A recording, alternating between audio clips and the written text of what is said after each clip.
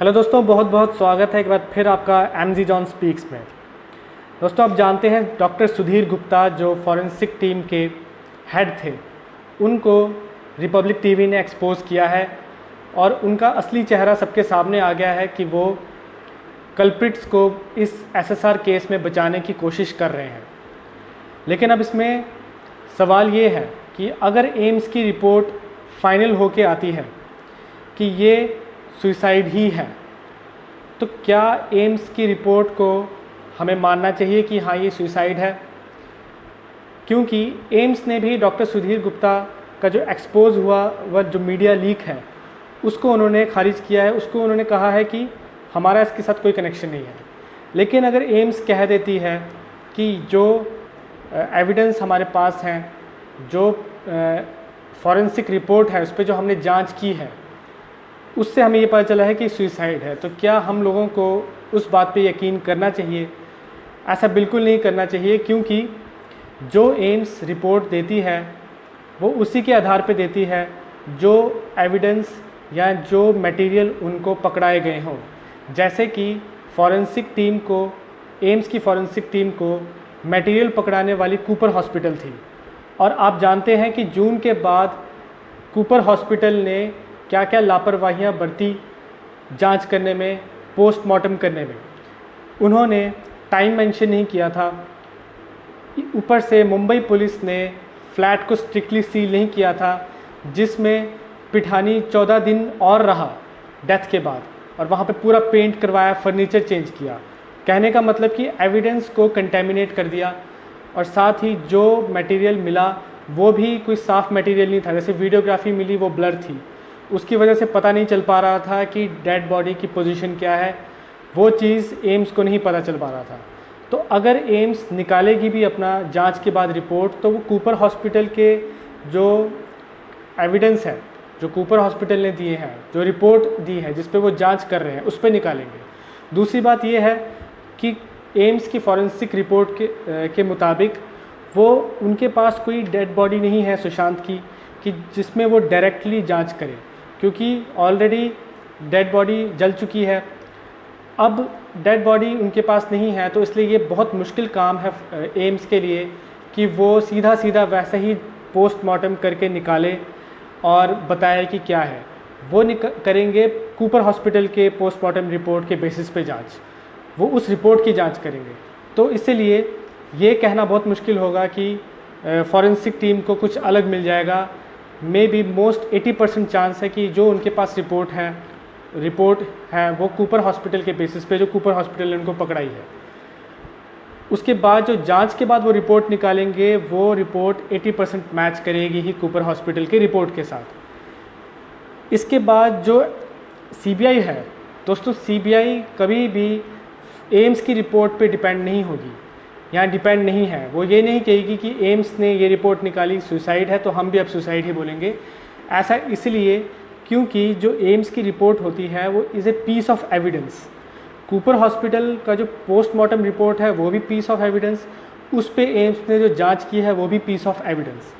CBI जो material collect करेगी, जो स्टेटमेंट्स लेगी, जो उन्होंने सीन को रिक्रिएट किया था क्राइम सीन में जाके, वो सारे सीन को रिक्रिएट करने के बाद, एविडेंस कलेक्ट करने के बाद, मटेरियल्स कलेक्ट करने के बाद, वो उसको कोरोबरेट करेगी एम्स के रिपोर्ट के साथ, कूपर हॉस्पिटल की रिपोर्ट के साथ। उनका कोरोबरेशन का मतलब ये है कि जो स्टेटमेंट दिए हैं, जो एविडेंस दिए हैं, वो कितना मिलता है रिपोर्ट के साथ जो एम्स और कूपर हॉस्पिटल ने दिए हैं। तो इसीलिए सीबीआई कभी भी उस पर बिलीव नहीं करेगी। सीबीआई ने जो एम्स को बिठाया है जांच के लिए, पोस्टमार्टम रिपोर्ट की जांच के लिए, वो सिर्फ इसलिए बिठाया है ये देखने के लिए आखिर इसमें फ्लॉज कहाँ कहाँ पे है, लूप होल्स इस रिपोर्ट्स में कहाँ कहाँ पे है। अगर मान लो एम्स कहता है सुसाइड है, तो सीबीआई ये नहीं देखेगी कि एम्स कह रहा है कि सुसाइड है। सीबीआई ये देखेगी कि उस रिपोर्ट पे क्या ड्रॉबैक है, क्या फ्लॉज है, क्या लूप होल्स हैं जो कूपर हॉस्पिटल ने नहीं किए। उनका मेन मोटिव ये रहेगा। उनका मेन मोटिव ये नहीं रहेगा कि ये सुसाइड है, ये मर्डर है, क्योंकि सीबीआई भी ये बात जानती है कि एविडेंस कंटेमिनेट हो चुके हैं, टेम्पर हो चुके हैं, जो मटेरियल्स है वो टेम्पर हो चुके हैं, वीडियोग्राफी ठीक से ली नहीं गई, टाइम पता नहीं है, ये सारी चीज़ें उनको पता है, ये सारे फ्लॉज उनको पता है। और डिटेल में उनको फॉरेंसिक एक्सपर्ट एम्स के ही बताएंगे कि और क्या क्या फ्लॉज है, तो वो उनका पर्पज़ वहाँ होगा। उस फ्लॉज को लेते हुए वो भी उनके लिए, वो फ्लॉ भी उनके लिए पीस ऑफ एविडेंस होगा, जिसको वो मिलाएंगे अपने एविडेंस से जो उन्होंने कलेक्ट किए हैं, जो उन्होंने स्टेटमेंट में लिए हैं, जो उन्होंने कस्टोडियल इंटेरोगेशन के दौरान जो पाया है उनके साथ। तो सीबीआई एक इन्वेस्टिगेशन एजेंसी है। सीबीआई कभी भी फॉरेंसिक की रिपोर्ट के साथ कभी भी नहीं चलेगी, वो सिर्फ उसको पीस ऑफ एविडेंस लेगी। इसी के साथ सीबीआई ने अपनी लेबॉरेटरी में भी टेस्ट के लिए भेजा है, वो उसके साथ भी मैच करेगी कि क्या इसके साथ ये चीज़ मैच करती है या नहीं। क्योंकि अगर सीबीआई को पता चलेगा कि इन फ्लॉज की वजह से ये नहीं कहा जा सकता कि ये सुसाइड है या ये मर्डर है, तो सीबीआई कभी भी उस चीज़ पे विश्वास नहीं करेगी। सीबीआई फिर अपने एविडेंस के साथ उसको मिलाकर देखेगी, फिर वो बताएगी कि आखिर हुआ क्या था, क्या इंसिडेंट हुआ था। लेकिन सीबीआई जो है वो एक इन्वेस्टिगेशन एजेंसी है, तो वो प्रिजम्पशन पे चल के सेक्शन लगा सकती है, सेक्शन 302। आपको बता दें, प्रिजम्पशन इन्वेस्टिगेशन एजेंसी हमेशा प्रिजम्पशन पे करती है। अगर इन्वेस्टिगेशन एजेंसी को लग रहा है कि ये मर्डर है, तो वो ये नहीं करेगी कि वो मर्डर ने बोल के सुसाइड करेगी क्योंकि सुसाइड के एविडेंस उनको ज़्यादा मिल रहे हैं, ऐसा वो नहीं करेगी। उनको ज़रा भी शक होता है कि ये मर्डर है तो वो मर्डर के चार्ज भी उस पर लगा सकती है, क्योंकि प्रिजम्पशन पे हमेशा इन्वेस्टिगेशन एजेंसी चलती है। फिर उस प्रिजम्पशन को प्रूव किया जाता है बाय एविडेंस, जो एविडेंस उनको इन्वेस्टिगेशन के दौरान मिले। फिर उन एविडेंस को वो मिलाती है रिपोर्ट्स के साथ, और उन एविडेंस को अलग अलग करके आपस में मिलाने की कोशिश करती है। फिर जो मटेरियल मिला है और जो स्टेटमेंट्स हैं उनको आपस में मिलाने की कोशिश करती है।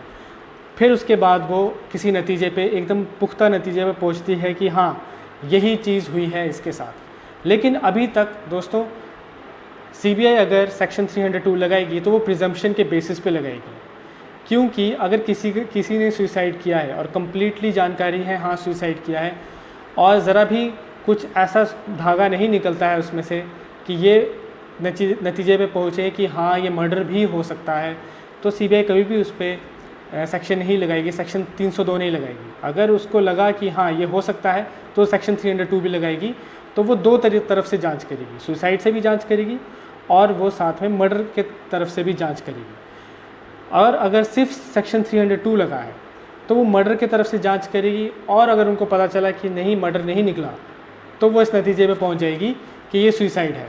तो ये है कि इस वीडियो में मैं आपको ये बताना चाहता हूँ कि सीबीआई एक इन्वेस्टिगेशन एजेंसी है, वो कभी भी एम्स की रिपोर्ट पे डिपेंड नहीं रहेगी और नहीं रह सकती, क्योंकि एम्स की रिपोर्ट एक पीस ऑफ एविडेंस है, कूपर हॉस्पिटल की रिपोर्ट एक पीस ऑफ एविडेंस है, जो मटेरियल कलेक्ट किए वो पीस ऑफ एविडेंस है। उन पीस ऑफ एविडेंस को वो आपस में मिला के फिर एक रिज़ल्ट निकालेगी। तो इसलिए सीबीआई कभी भी फॉरेंसिक एम्स की रिपोर्ट पे डिपेंड नहीं रहेगी, और अगर फॉरेंसिक रिपोर्ट, एम्स की फॉरेंसिक रिपोर्ट ये कहती है कि ये सुसाइड है, तो हमें उसे बिल्कुल ही मानना चाहिए। हमें देखना है सीबीआई को, सीबीआई आखिर क्या कहती है। इन्वेस्टिगेशन एजेंसी एम्स नहीं है, सीबीआई है। धन्यवाद।